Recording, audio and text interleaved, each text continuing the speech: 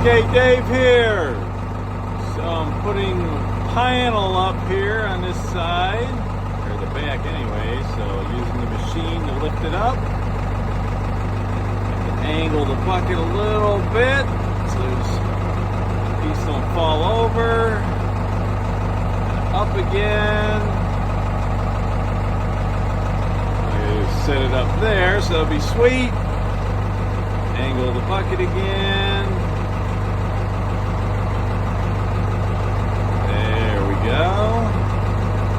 And once I get it just about up there, I'll climb up there with the ladder, set it up there, clamp it in position, and cut it.